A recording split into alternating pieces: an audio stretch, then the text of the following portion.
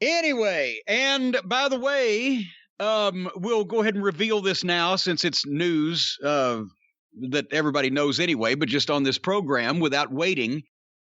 What was the ratings? NXT finally tops them by about 100,000 fans, a combination of this being a hot and well-advertised NXT program, even though it was shit when you actually saw it, except for Walter and Tommaso, and the cumulative effect of AEW having a bunch of rotten programs in a row and people starting to fucking figure that out.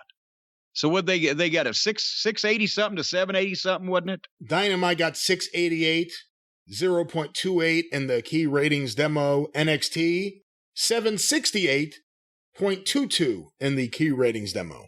Okay, 80,000 people difference. But have we noticed that the winner always wins with the high sevens or low eights, and the loser always loses with the high sixes or low sevens or thereabouts? It's the same fucking people. How big of a bump do you think AEW is going to get without NXT against them? They're not going to pick up all the viewers. No. But how many, what kind of bump do you think they'll get? Well, and first of all, before anybody says, oh, now he's just knocking them, why wouldn't they get all the viewers? Well, Raw didn't get all the viewers when Nitro went away.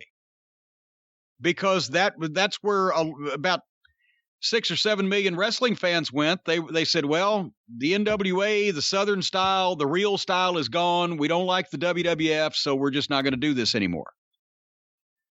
And that's not subject to dispute because it's been proven because those people never came back. And I haven't heard of a catastrophe in 2001 that wiped 6 million people off the face of the United States, so I have to assume they just stopped watching those programs. I think they'll get about 100, 150, 200, whatever that crossover audience was that keeps going back and forth, and the other people are just going to watch NXT on Tuesday nights and have a free night on Wednesday, because the reason, I guess, the most sensible reason why NXT's audience skews older than AEW's is what we were talking about earlier. At least NXT, the guys are trained, they look like athletes, and it's the closest thing to what pro wrestling looked like for people who liked wrestling. And for the younger audience who never saw wrestling, at least done properly or seriously, and think that, everything's, for shits and giggles, that's what they want to see, which is the exact thing that runs off the older wrestling fan. They don't want to see shits and giggles. The problem is the product getting the new fans, the young fans, it's not making any new ones.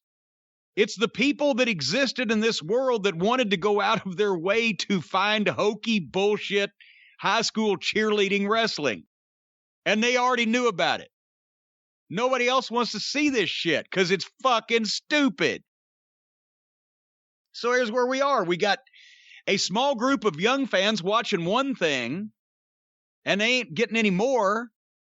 And you've got the other company that's not real fucking exciting, but at least it's kind of still looks like wrestling. So the older fans watch it, and they're going to die soon.